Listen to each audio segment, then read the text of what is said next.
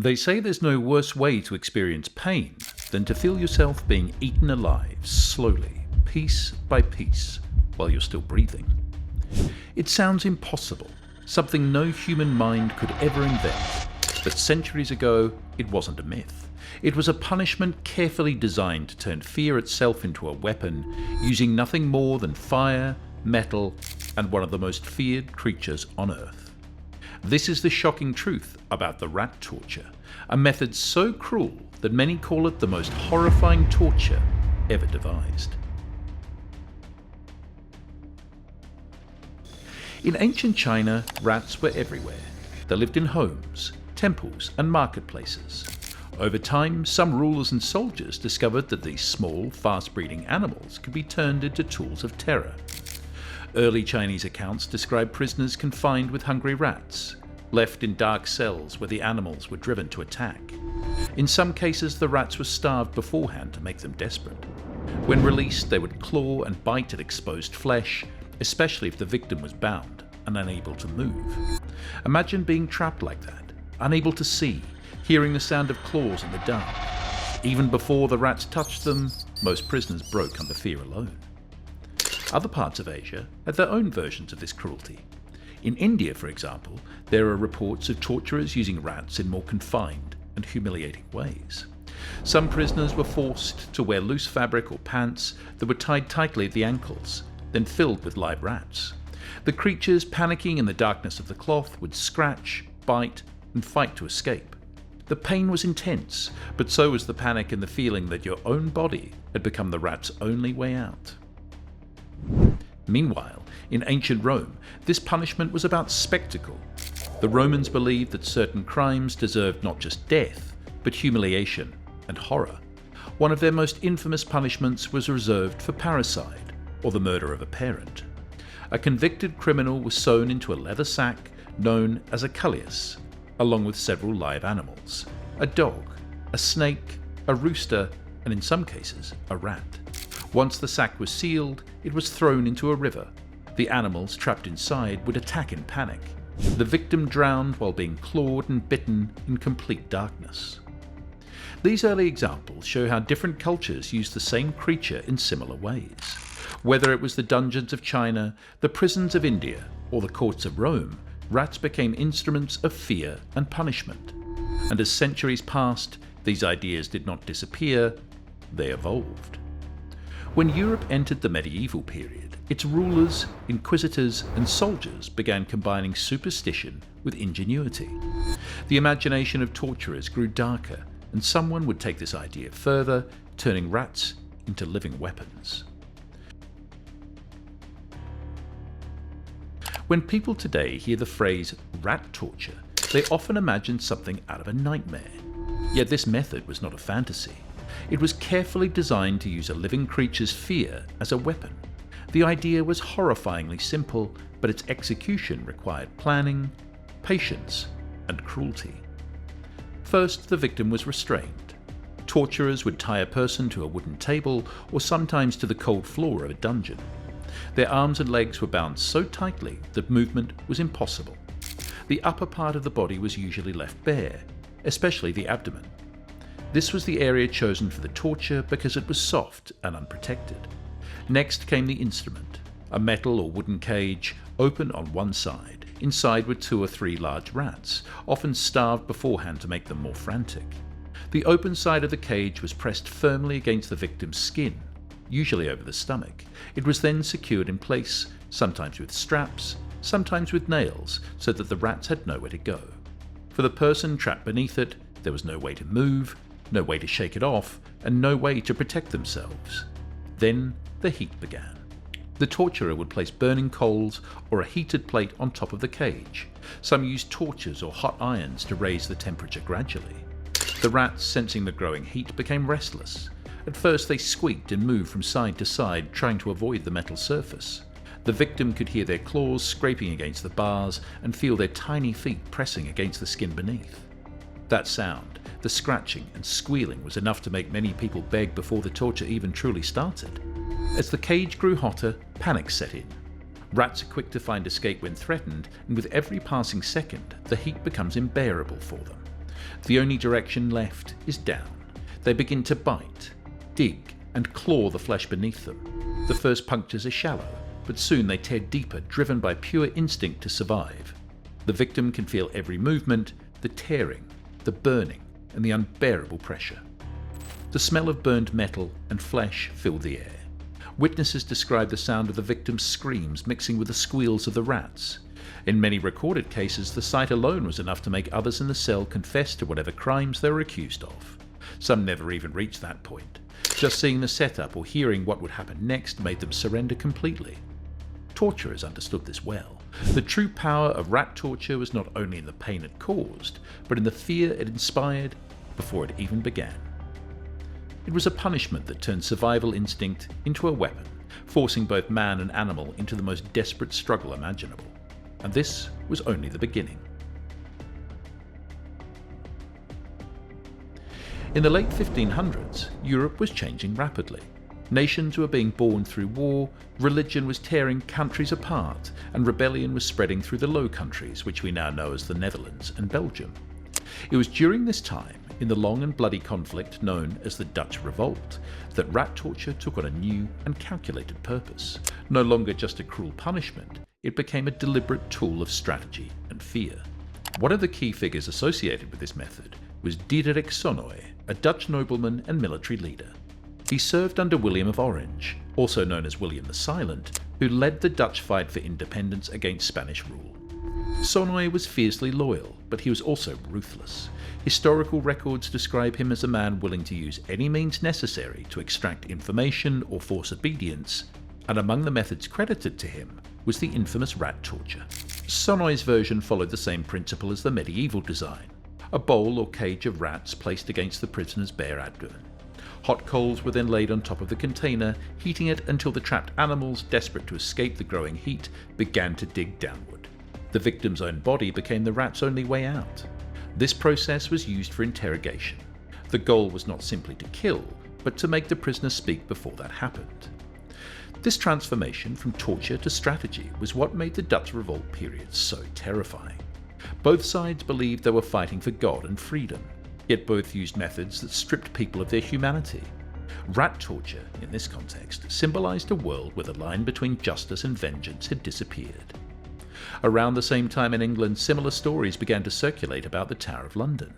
Catholic writers claimed that within its walls was a cell called the Dungeon of the Rats. This chamber lay below the high watermark of the River Thames. When the tide rose, the water carried in hungry river rats. Prisoners, chained in the darkness, would feel them crawl over their bodies, biting and gnawing in the pitch-black cell. Whether or not every detail was true, these accounts fed a growing legend that rats, once ordinary pests, had become agents of human cruelty.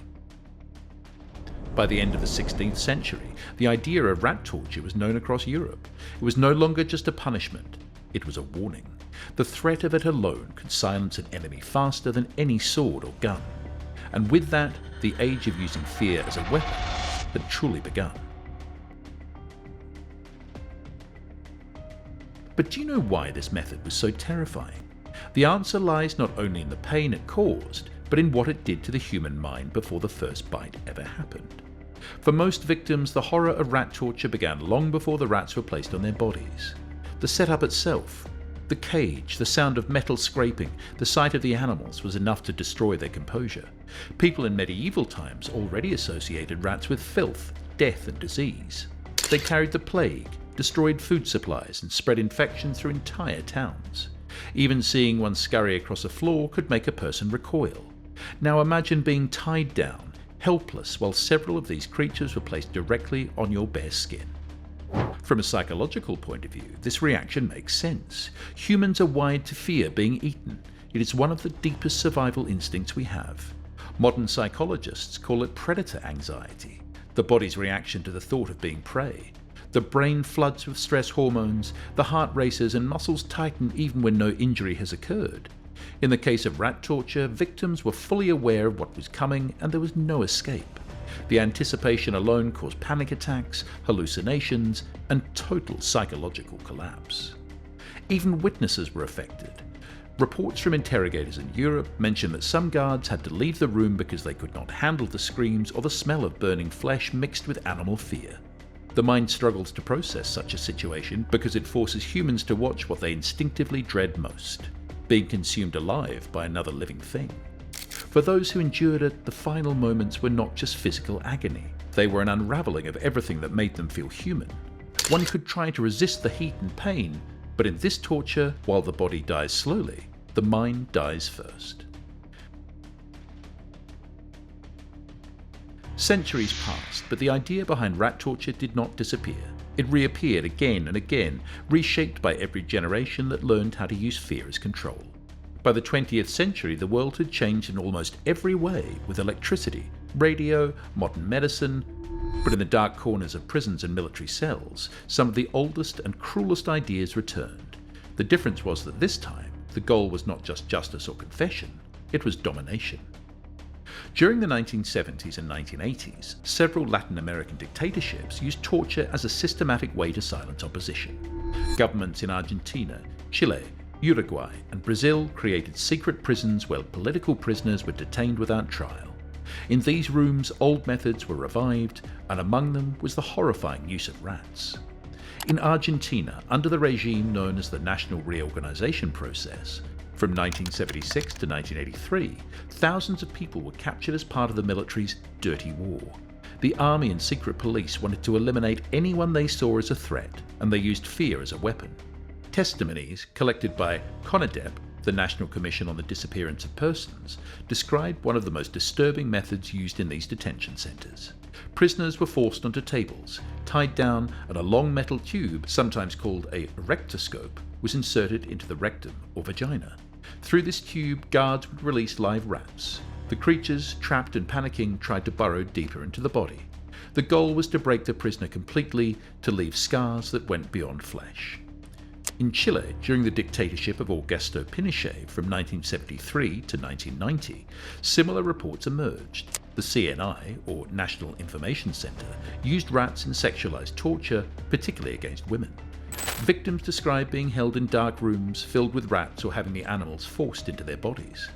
One survivor told Amnesty International in 1981 that she was kept in a cell where rats crawled over her while her interrogators laughed. For her, the worst part was not the physical wounds, but the humiliation and the feeling of being turned into something less than human. Uruguay and Brazil also had documented cases. In Brazil's military dictatorship from 1964 to 1985, the use of rats was mentioned in reports of the DOI-CODI intelligence units. Prisoners there were subjected to electric shocks, beatings, and psychological torture. Rats were sometimes placed in small containers with captives or threatened to be used on them as part of the interrogation. The fear alone often made people comply. You might wonder, how could governments that call themselves modern and lawful use such primitive cruelty? The answer lies in power.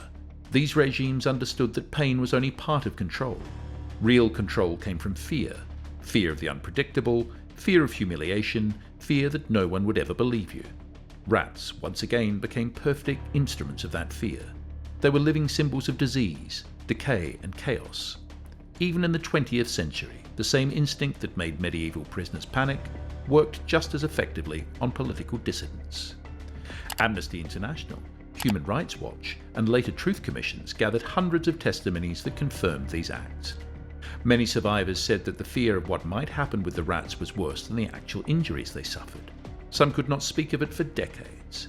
Others say that even the smell of dampness or metal would bring the memories back. The persistence of this method shows something deeply unsettling. That technology and progress do not erase cruelty, they only give it new tools. Across centuries and continents, people found ways to turn one of nature's simplest creatures into a weapon of terror.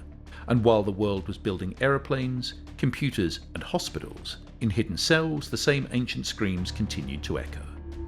So yes, believe it or not, even in the age of electricity and law, the oldest fears still crawled in the dark.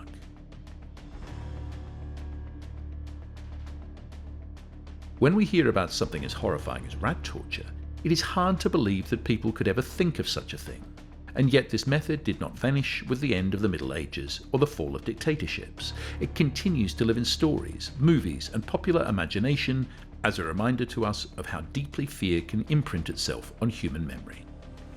But what makes humans create such things in the first place? Psychologists and historians have long studied this question.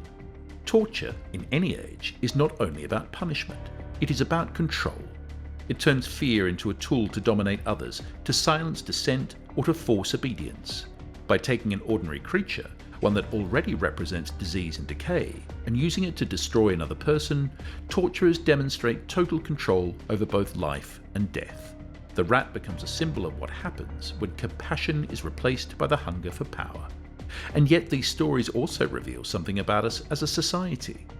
Even though most people today would never imagine such cruelty, we still tell these tales.